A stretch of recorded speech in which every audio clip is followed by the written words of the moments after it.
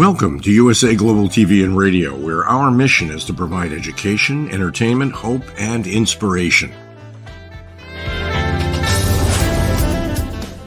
USA Global TV and Radio connects you with experts and audiences all around the world every single day to help you succeed in business and to live a richer life.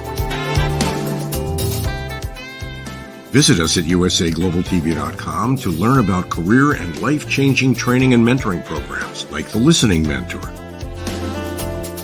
Subscribe to our newsletter to stay informed about our special programs and offers. Discover how you can become a guest on one of our shows or a host or producer of a USA Global TV and Radio show of your very own. That's USA Global TV and Radio, where the doctor is always in.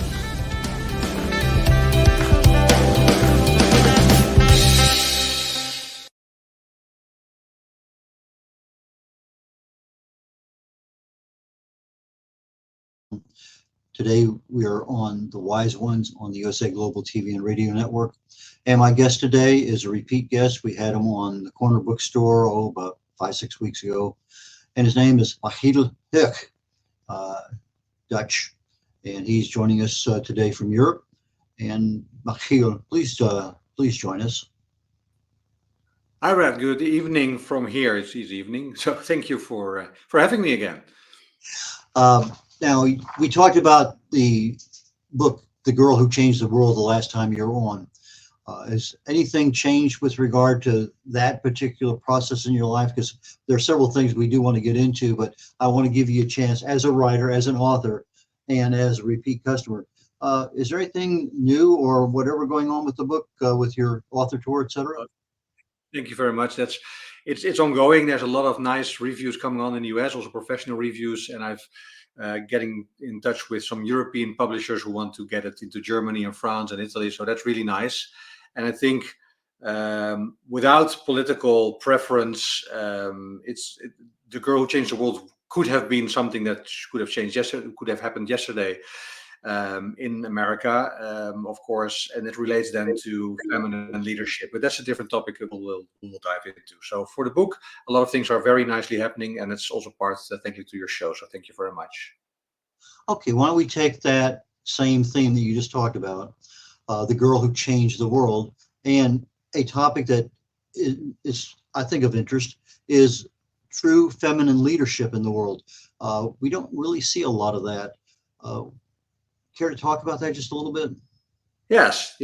We don't see that in humanity, but your show is called The Wise Ones.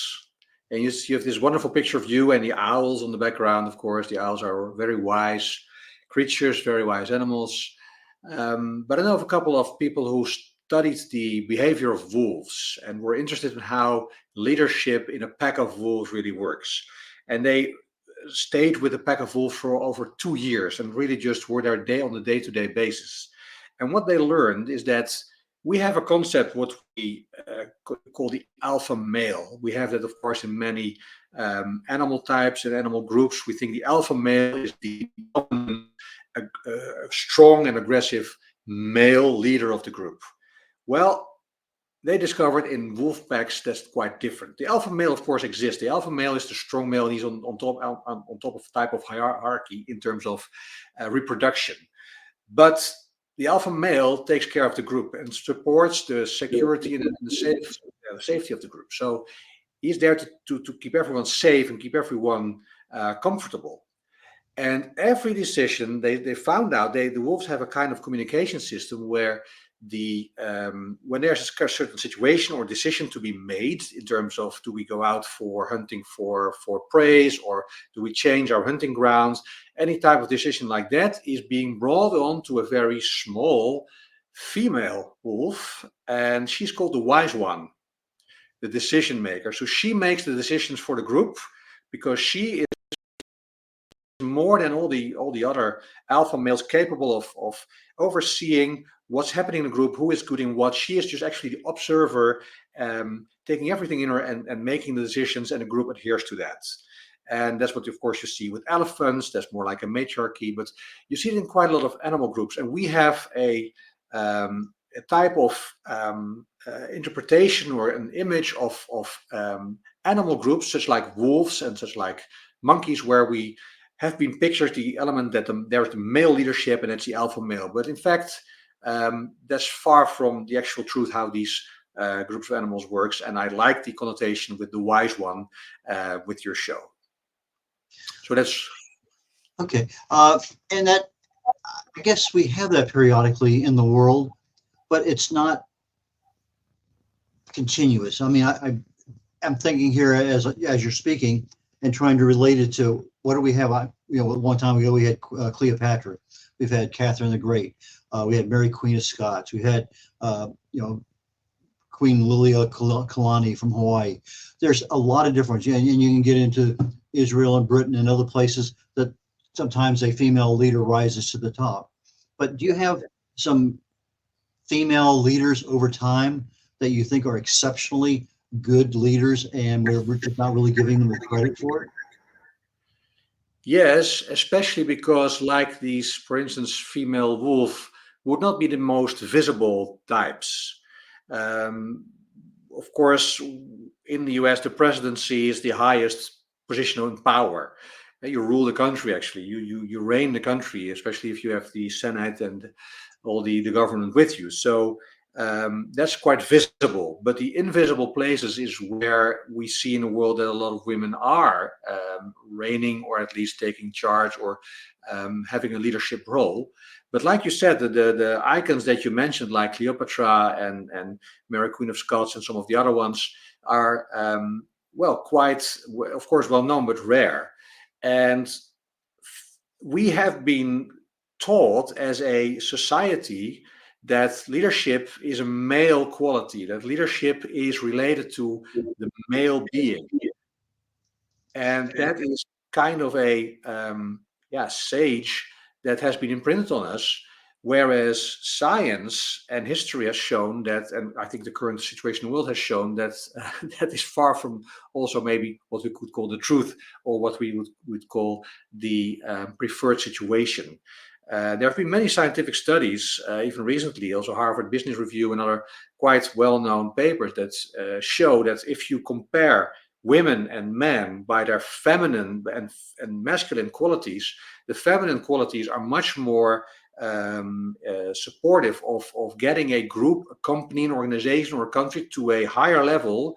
If you consider that level to be a combination of prosperity, economically, welfare for the people, of course, peace, a lot of factors that you would have to weigh in rather than a single binary or just a single scale of measurement like the gross national product, the economy, any types of other measurements that you would have. So the real science shows that feminine leadership, feminine qualities are much more in favor of leading a country or leading an organization, leading a group of people, the masculine qualities. And that, of course, is related to, we can get to the details of that, but certain elements that relate to feminine qualities. What is important here is that we have a tendency, of course, in the Western world to say we need equality. We had feminine movements and we need the feminist movement, and we need to achieve a balance in terms of representation in our government and in boards of companies. So we're striving to get to 50-50. In that striving for that, in my perception, and it's not only my perception, but it's also backed by science, that we're not getting to the true feminine qualities, because the whole system that we have in place, our economy, our social system, our legal system, the way companies are measured and governed and other organizations are favoring the masculine qualities and disfavoring the feminine qualities. So by getting to equality, you would attract the women which are more in touch with masculine qualities, but are maybe sometimes adhering to that masculine qualities that the system likes to see or the system selects upon.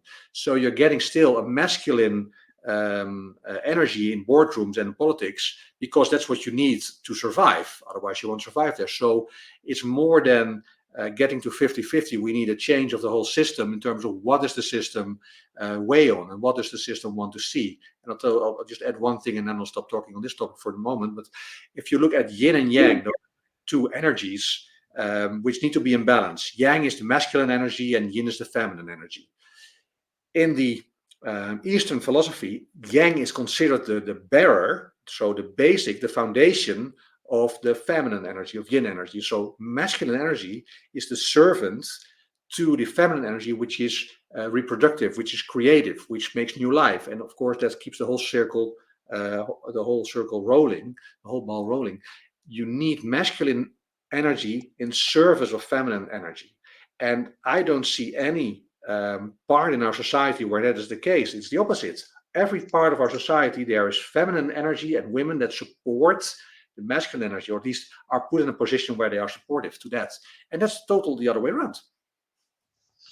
So if I'm hearing you correctly, and I'm just speaking with my own words, the natural mother nurturing perspective of the feminine entity in being able to raise a family. And there's an expression many years ago, one of the guys here on the radio station is saying, it says, one mother can take care of 10 kids, but 10 kids can't take care of one mother. And it's so true. I mean, and maybe 80 years ago, that might have been a more, because grandparents lived with the kids and everything else, and they really took care of each other. But nowadays, okay, we'll put, grandma over here in the assisted living home, whatever, and I'll pay for it, but I don't have that responsibility. And so that, I think, is a major one. But when you have that natural motherly nurturing instinct, and that perspective is not even used in business because the men don't have that. There might be a couple, but as a general, that's not the way we're taught. That's not the way we're trained. That's not what's expected. It's just not there. But when you actually put that into practice, there's a lot of success when you overcome that difference that men don't want to work for women. And I think that's a pretty widespread feeling in many, many cases. That's true. What you see a lot. I've only been I've been leading a few big businesses, but of part of big corporations, and there's that energy or that feeling is widespread, as you say. It's something that we've been raised with or been taught that this is the way to work for centuries. And of course, maybe millennia, because the ancient systems, of course, even further disfavored the feminine qualities and create, of course, a very unequal situation. But we haven't recovered from that. And if we try to recover from that by just saying we need 50-50, we're still not recovering because we're not changing the core of the system, the source of what is, let's say, still imbalanced, because our whole economy is based upon competition, is based upon winning and losing.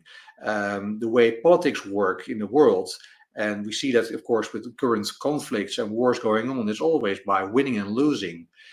Man, and that's I want to say it's not toxic masculine energy, because no energy is toxic by itself.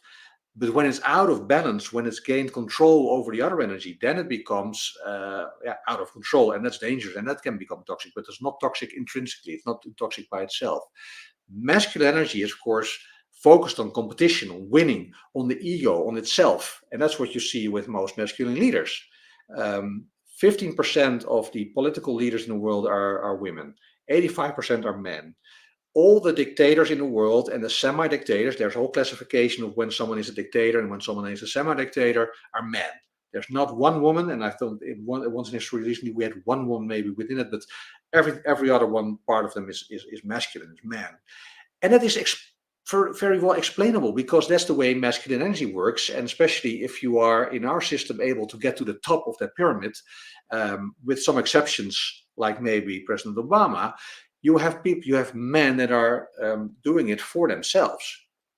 Whereas women, feminine energy, is looking at the bigger total. That's part of the DNA. That's indeed, if you raise a family, you have to take care of the whole bigger total. You have to take care of the bigger system. That's in the DNA, and that's perfectly balanced, outbalancing powers, because they're countervailing powers. That's what I was looking for. Sorry for that. countervailing powers, they keep each other in balance, unless the system takes it out of balance and takes it out of control. So what you say, in truth, is but it's not only about nurturing. Feminine energy and feminine leadership can be very, very, very powerful. Feminine power can be more powerful than masculine power to a certain level, but it needs to be aligned with their true core, as well as masculine energy needs to be. And I think in our system today, both are out of balance, but especially the combination of the feminine and masculine energy is totally out of balance. Well, I've noticed over time, just in the movies that have been released, if you go back 50 years, the Rambo kind of thing is always a guy, but then you sneak in a female mercenary or whatever, and then you're seeing more and more and more of that. I think there's a new series on TV, Lioness or something, and I think a lot of us take, okay, well, there's no muscles on that woman, therefore she can't be strong. I may be saying that out of context, but there's a lot of strength even in people who are wiry. There's no muscles, but they are exceptionally strong. But then you take the misperception, well, it's a female. And so you kind of lower your expectations as a male. And now all of a sudden that woman kicks your butt. And so I'm seeing more and more of this butt kicking kind of thing occur with feminine leader. Well, feminine, I don't want to use the word mercenary or assassins or whatever, but let me just use a generic term, soldier, depending on how they're working in a business or governmental position. And I enjoy those movies myself. G.I. Jane. G.I. Jane, yes. But in the process of doing this, I think there's another bigger topic, because you touched on it very early. We had an election in the United States yesterday. Very dramatic, a lot of money spent and everything else. And from a Dutch perspective, or from a European perspective, we have little to no appreciation for what goes on in, whether it's any country in Europe or whatever. So you want to touch a little bit on the European politics, and then I'd like to get a little bit more into your specific interest there in your home country. Yeah, if you look at Europe as a whole, Europe has some 500 million inhabitants, so that's more than the US, but it's smaller. So we're of course more compact and more concentrated way of living in Europe. We used to be, of course, a combination of independent countries.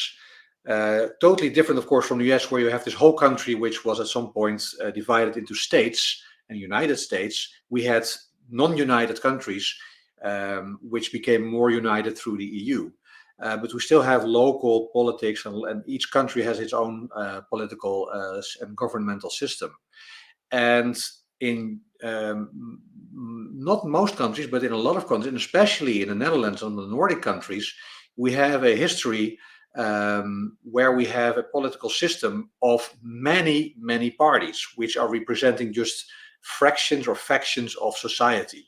That system was brought by Dutch pilgrims to America, because they founded New Amsterdam, currently New York, and they brought the Dutch political system to America. But at some point, I've been explained by an American historian that didn't work in America because the country was too big.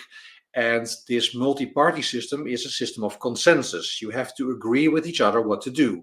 Like in the pack of wolves, you have to agree, and there may be a wise one or a decision maker who makes a decision, but then the decision has to be for the benefit of the group. Whereas in America, at some point, you got to this two-party system, whereas one party reigns by control. And that way has absolute power, because they can do, to a certain extent, of course, not conflicting with the Constitution, whatever they want. In Europe, for instance, in the Netherlands, it's a flat country. Half of the country is below sea level. We made polders. We made dikes, and we pumped out the water, and you create polders. In these polders, it was and farmers just then started farming in these polders because it was very fertile land. And you had a grid system in place with all the small canals that took care of draining out the water, and with windmills pumping it out. And that model was in place, and everyone in that polder, every farmer, had one interest: staying dry. So they had their common interest was to stay dry, to keep the water out. Otherwise, their harvest would be gone, and there would be otherwise drowning, or at least everything would be underwater. So they would take care of it as if it was their own system, but they would take care of it as a collective system. We call that the polder model, and we still have that in place in the Netherlands, where we think, where the interest is, we have to take everybody's interest serious, even if they're not represented by some party or some organization, and we have to take decisions which are in favor of the greater good, of the greater community, of everyone involved. And at some point, of course, you cannot always do that, but we take everyone into account, and that's of course a system which you can apply when there is prosperity, when there's peace. Of course, when there's war, you need a different decision system. But it worked very well in the Netherlands, and we brought even the grid plan of the polders to the street plan of New York, Manhattan, and of course in many other parts of the United States, where you see this rectangular grid. That's all based upon the Dutch polders, where we have the same grid in place. But we have a different system of getting to decisions. This is through this consensus model. And the one thing, we have very different ways of working in Europe. Germany and France are more hierarchy based. The Netherlands and the Nordics are very anti-hierarchy based. But we get a tendency of polarization, of populist politicians getting more votes. But the general response in all countries in Europe, when the outcome of the elections was clear yesterday, was, oh my God, what happened? There was disbelief, because no one in Europe could think, or at least expect, and this is again not about political preference, but that someone in place with so many, he's been treated like potential like a felon, and with so many charges against him and so many lawsuits, could be still running for president and become president. And of course, I know that the disbelief was there with roughly half the population in the US as well, less than half, because of course the majority voted for him, and that's democracy, to respect that. But the whole tendency in Europe was, how can this happen? How can a system which allows people to vote in freedom get to a result where that freedom is in jeopardy? That's the general thought, the general view in Europe, that the outcome of this election will be that US will be less of a democracy and more of a, you have, call it a semi-dictatorship in place. And that might be over-exaggerating, and I, again, don't want to make this about polarization. We need to depolarize. But the general European response to the events yesterday, and of course the sequence before that, was disbelief, was general, real disbelief. And a lot of that, I think, is brought on by our press, our media. There's certainly a very large slant in one particular direction than another. A lot of things going on. And so you're sitting here in America and you have great insight into what's there, what you see, what you choose to see, what you choose to believe, etc. Now, in the Netherlands, you have, what, 20 different political parties? And Correct, so yes. I don't know whether some are media darlings or media, villains with regard to the way their platforms are produced. I'm sure there's probably some plus and minusing in there, and follow the money and whoever knows what else. There's a lot of things there. So who do you believe? What do you believe? When do you believe it? That's all part of our I can't make you believe anything. You're going to believe what you want to believe. I mean, I think Caesar had a statement about that, and I think Bill O'Reilly. People believe what they want to believe.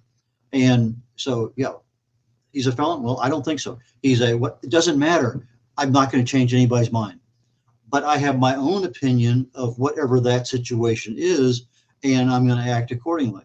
And so the only thing I can do is become more aware, become educated, whatever. But it all falls back down into, are you better off today than you were 4 years ago, whatever.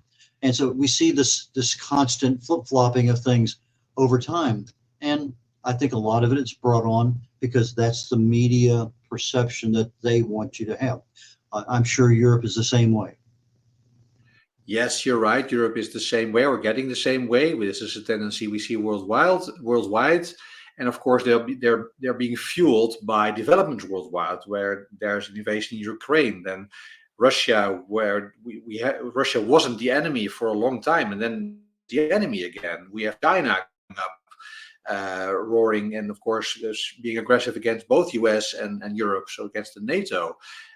We have the Middle East, which is a large area of major conflict, and everyone loses. There's no winners, and that's bringing it back to this masculine level. The conflicts have been created and are being fought out on a masculine level. It's action, response, it's aggression, it's revenge, and it's created by the thought that you should not be weak, so you have to be revengeful, you have to take revenge, you have to take revenge actions, because otherwise you show that you're weak and then you'll be overpowered. You have to show that to your voters, if you have voters, if you're not a dictator. So you have to show that you're strong. That's this picture of this alpha male, which needs to be in control and show that he can take on the world, and he's the most powerful man in the whole pack. And that doesn't work in that way in nature, per se. But we have this concept in place. So if we want to solve, everyone's saying we want to solve this, we want to end this, but no, the way to end it is not, of course, by action, response, revenge, etc. So it only builds up. It builds up traumas for generations and generations, from different people, which cannot reconcile, cannot forgive each other because your father killed my father, and that goes on and on and on. So if you take it very abstract in that way, you look at this level of masculine energy fighting each other, and you need an overarching energy which is able to say, we should step over these differences and we should reunite and reconcile on a level where we both have the same interests. And that's, in my view, feminine energy, feminine leadership. Call it sisterhood. It's reconciling on a level where women understand each other in being part that they have given life to every soul on this planet, every human being on this planet. And why would you allow, if you have given birth to life, to a new life, why would you allow anyone to destroy that life? It takes almost a year to create new life, and it takes a millisecond to kill it. Why would a woman allow that to happen to any living soul? Of course, that's not in that energy, that's not in the DNA. So to get above this level of conflict, we need this overarching energy, and we need this movement which is able to reconcile. It's like the movement that was like in South Africa, when at some point they tried to reconcile black and white by saying, okay, this is the past, we let go of the past and we go only looking forward to the future.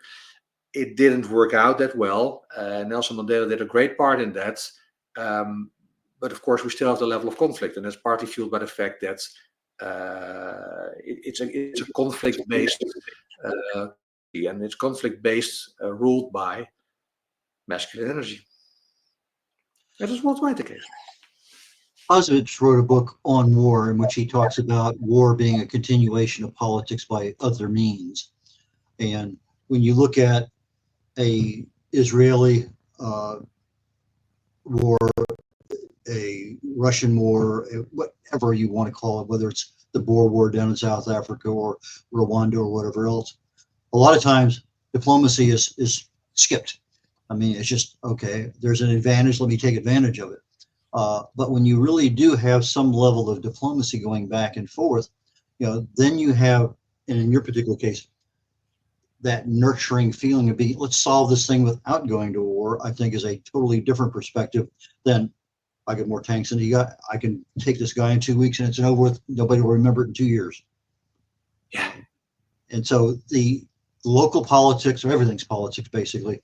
But when you start looking at, well, was there anything really negotiated between Russia and Crimea, 10 years ago? No. Was there anything really negotiated between Russia and whatever, or Hamas and Israel, or, pick your war, doesn't matter where it's at. Most of the time, no. Yeah. So I think Clausewitz it's one of the books I had to read when I was in the military, and it's kind of interesting in many. I mean, a lot of books you had to read in the military. Peloponnesian Wars is probably one of the most interesting of all, but the one on war with Clausewitz was I'm going to say it was something you couldn't read lightly. You really had to pay attention to what was going on. But that was there's a whole lot of stuff in there. But war is an extension of politics, or another by other means, and it makes a lot of sense. You know, if I could solve it, yeah, and is a masculine perspective something that they don't want to take the extra time to solve? I don't know. Maybe that's a way of looking. It's never that black and white, of course. That's totally true as well. And if you're talking about roles of the media, of course, media sometimes they are ruled or are controlled by people in charge who use the media as an outlet for their own benefit. And there's a lot, of course, independent media who look at it on a different way from all points of view, of course, from the left, from the right, from the Democratic, from the Republican point of view. That's good and fair. But what you see as a tendency everywhere is the polarization, is the element of being with us or against us. That's what Bush Jr. introduced, of course. You're either with us or against us. There's no in between. So you have to make a choice, and it's binary. It's yes or no. There's no yes but or no but. It's really 1 or 0. And that is in today's policy, like from a European point of view, if you have Republicans and Democrats, that feels a bit the same. You're either this or that. Where is the common ground? As said, leaders in the animal kingdom, but also leaders, let's say, more ancient societies in mankind, thousands of years ago, reigned by looking for the common ground. So not taking a decision from one end, but collaborating. What real leaders should do, of course, is ask the other party, what do you think? How can we make this work together? That never happens, of course. It's only you're wrong, I'm right. And that's the basic standpoint. It's taken everywhere in the world, especially in conflict situations or in binary political situations. And that's not helping, because it really creates the system of choosing your sides. And it's like George Orwell's 1984. We're united because we have one common enemy, and that unites here. Well, that's great, but it doesn't unite a country. It doesn't unite the world. It divides, and it creates every level of conflict, which have to be fought out on every way of power, by military power, by economic power, by political power. Every level of power it's a power play. And the binary, you do have a lot of blockage there. You got a lot of egos, you got a lot of money, you got a lot of other interests. When you have 20 parties, you have to get together with 3 or 4 or 5 other ones in order to be able to have. So that provides, I think, a natural melding opportunity of views, positions, priorities, as opposed to basically a binary system in the United States. You know, it's conservative or Democrat or liberal or progressive or whatever, but they're all wrapped up within the Democrat and Republican image of the political party. And you look at Democrats 50 years ago, party's totally different than it is today. And so things change over time, but they change incrementally, except maybe in the last 10 years or so. I think it's been a little bit more dramatic change, but change does happen over time. True, and it has to be, because the world changes, we change.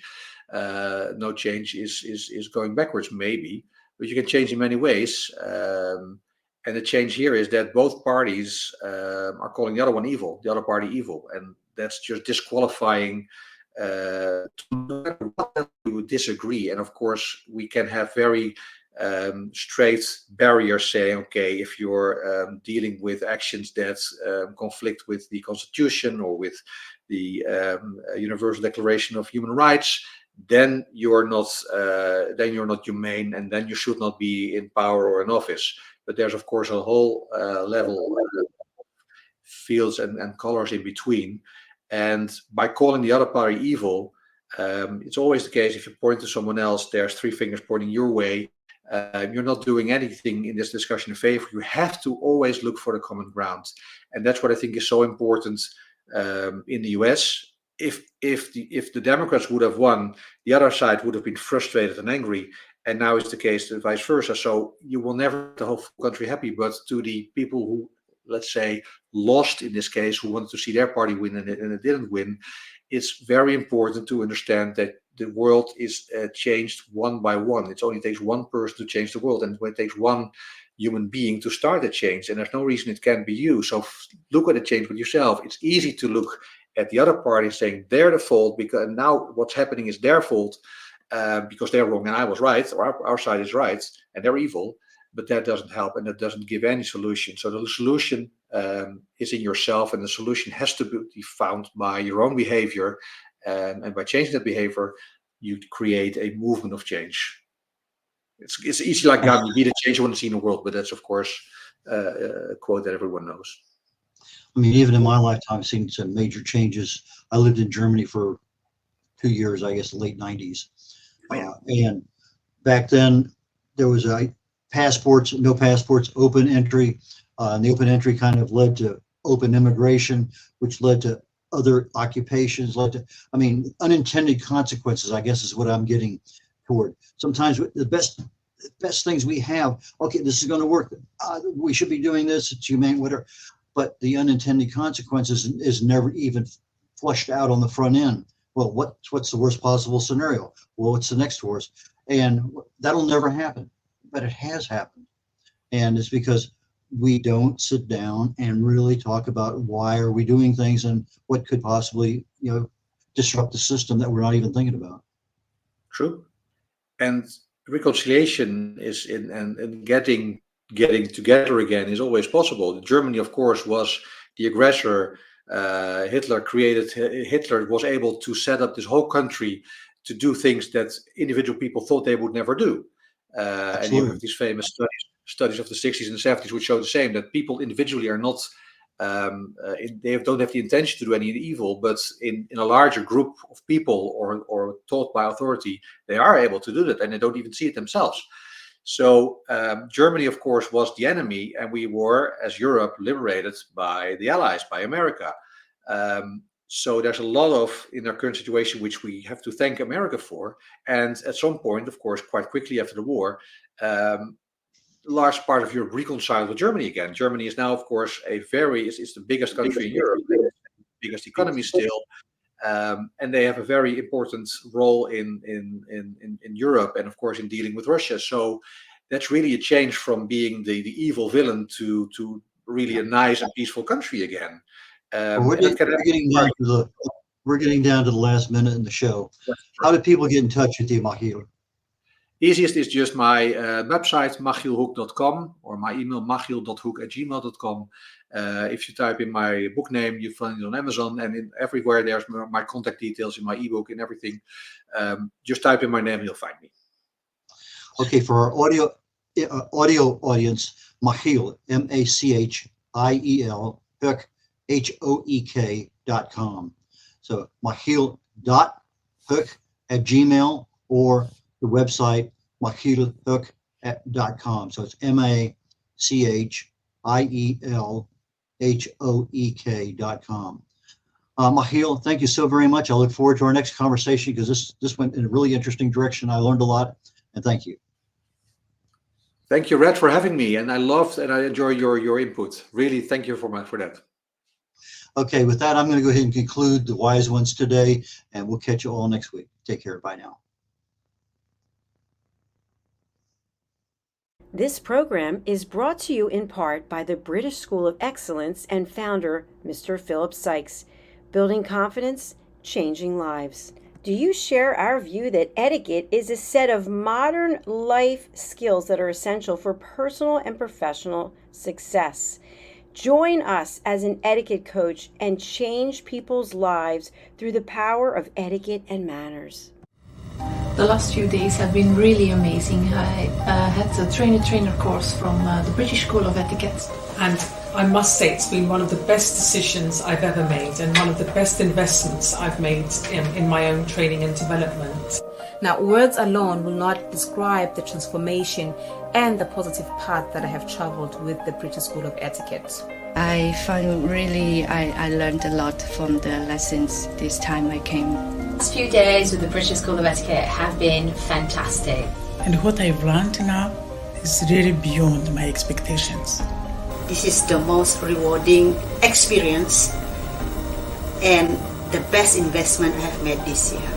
It was just great. I learned so much, and when I go back to Belgium, I will incorporate a lot of it into my day-to-day life and business. It's been absolutely wonderful for the whole week that we were here. I feel transformed, and I feel like blowing a trumpet and tell people, come and do this school, this class is the best, this is the best school ever. You should take it. It will change your life immediately. I am now able to teach other people how to bring the best of them. Thank you. Thank you, PS. Thank you. Thank you so much. Thank you. Thank you to our clients for their testimonials on the Train the Trainer program. Our exponential and global growth is so significant that we've evolved from the British School of Etiquette to the British School of Excellence, where we're investors in people.